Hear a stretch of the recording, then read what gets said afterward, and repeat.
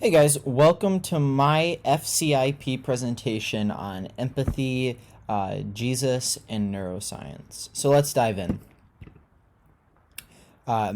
First I wanted to directly look and examine at Jesus and how he modeled empathy specifically.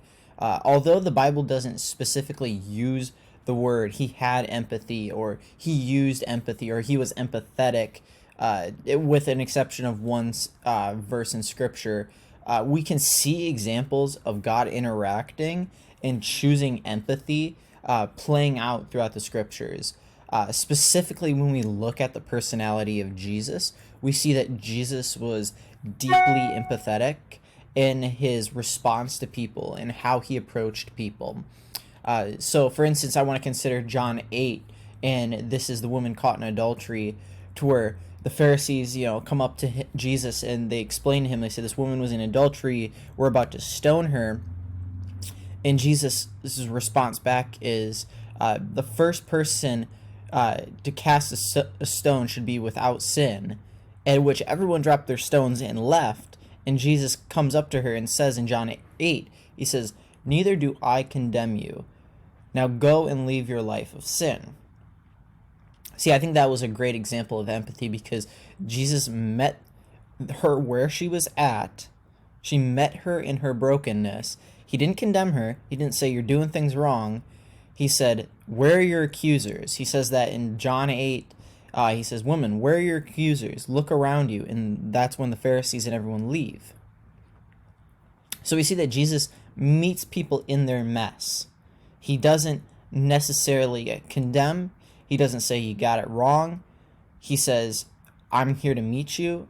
I'm here for you. And that's specifically through his interaction with people like tax collectors, prostitutes, the sinners per se. And then also we see in Hebrews 4:15, to where we exclusively see this word of empathy used. We see, for we do not have a high priest who is unable to empathize with our weakness, but we have one who has been tempted in every way, just as we are, yet he did not sin. And I look at, even Jesus' interaction in Luke 15 with Satan in the wilderness, where he got to experience the human experience of being tempted in pure humanness, of being starved, being without his basic needs. And so Jesus actually is a perfect model of empathy through the incarnation and resurrection, predominantly because it is God putting on the shoes of man. So that provides me to follow up and say Jesus had this unique ability to empathize with people due to his scenario being God incarnate in the flesh. And the examples that we see with him is, he tends to meet people where they're at, and I think we can learn a lot from this trait when it comes to empathy, is specifically as well as his interaction with people. And see, I think part of that empathy kind of comes from a Rogerian perspective, to where it is that unconditional positive regard that Jesus shares, and that he doesn't condemn people unless if it's the Pharisees. The only people he does condemn is the Pharisees, and even the Pharisees he didn't condemn was Nicodemus. But yet he meets people in their mess. He meets people where they're at. And I think specifically it's a classic example is the woman at the well in John 4, to where Jesus doesn't say flat out, you're having an affair with your husband, you should knock it off. He kind of offers her something. He comes to her and he kind of meets her in her mess. I think Jesus knew very well in John 4 that a woman was going to be coming at the well to get water, and that he had another type of water to offer her. I think Jesus, that interaction of Jesus to do that is deeply empathetic, because Jesus didn't say, you have to come to me. He said, I'm going to come to you. And we even see that in Luke 9 with the parable of the lost sheep, how he came and rescued the one, even though the 99 weren't the ones astray. And see, this is where now we enter this field of integration between Jesus and our field of clinical counseling and neuroscience and psychology. And see, I believe the correlation between the two lie within our intrinsic design for connection and empathy. See, I believe Jesus, although he did it at a supernatural level because he was God incarnate, it gives us a glimpse of our capacity and our design for empathy. And I believe neuroscience supports this design for connection with the mirror system and mirror neurons within the MMS. And I really appreciated how our textbook talked about this when it said, empathy is the notion that the MNS may provide the neural mechanism by which we can understand others' emotions, a clear prerequisite for the ability to empathize with them. According to such models, further detailed below, the interior proportions of the insula play an important role in achieving an emotional representation by connecting the limbic system to mirror neurons. At which, basically, I think that contributes to our intrinsic design for connection and how God created us for connection. And I think this follows up very much with this idea that we see in the Bible, which is the image of God.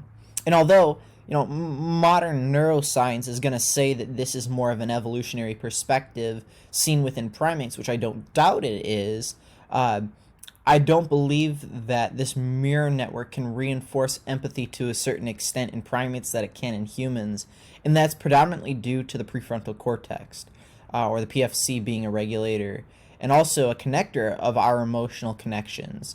As Thompson says in 2010 on the PFC is the one thing that makes us uniquely human, and that no other animals have a PFC besides human beings.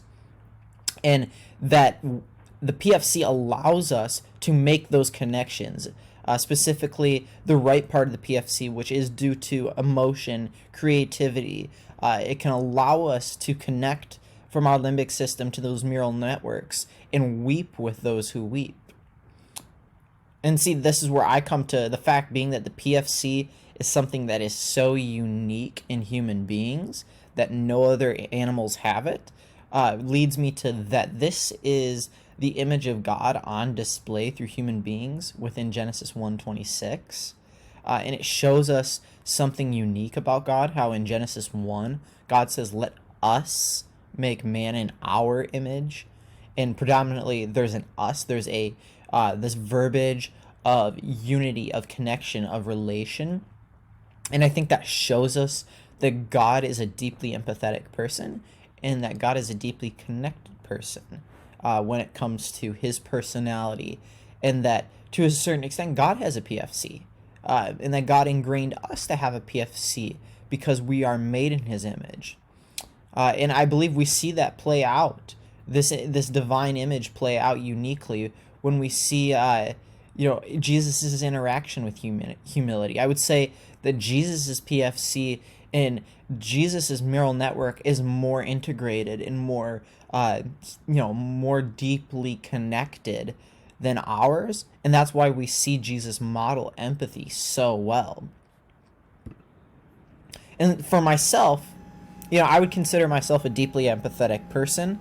There are times where I fail at this, but particularly when I grew up, I always assumed Jesus was an empathetic person. I grew up in the church. I grew up being taught by my parents that Jesus was a very emotional person, and he was a very deeply empathetic person.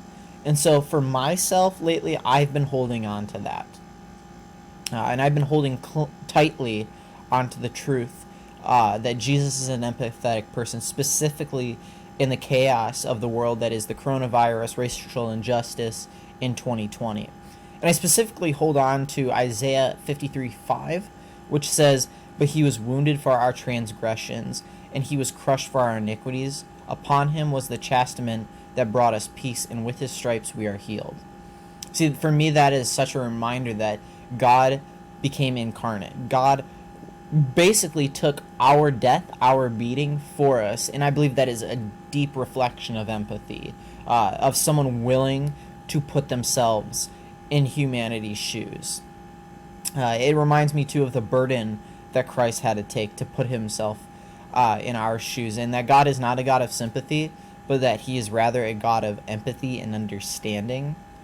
specifically when you read verses like, He is close to the brokenhearted. And ultimately, it's a reminder to me that it's grace that is the fuel for me. And to put on the shoes of another and wash another's feet. And specifically, you see that in Matthew with Jesus and Peter and his disciples, to where, he's washing their feet, and the disciples say, no, no, no, we should be washing your feet. And Jesus says, no, no, no, the Son of Man must come to serve first. And for me, it's that reminder that grace was given to me. Jesus was able to empathize with my experience, so I should be able to practice empathy for another person. So thank you guys very much for coming to my presentation. Here are my references below, from our textbook to the Holy Bible, to as well as Anatomy of the Soul by Thompson. Thank you and have a good day.